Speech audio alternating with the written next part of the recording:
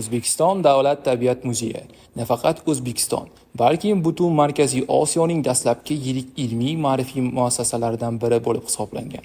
Ushbu muassasa tabiatshunoslik, antropologiya va etnografiya bilan qiziquvchilar tashabbusi bilan 1876-yilning 12-iyul kuni rasmiy tarzda Toshkent muzeyi nomi bilan tashkil etilgan edi. O'zbekiston Davlat tabiat muzeyi boy ilmiy zaxiraga ega.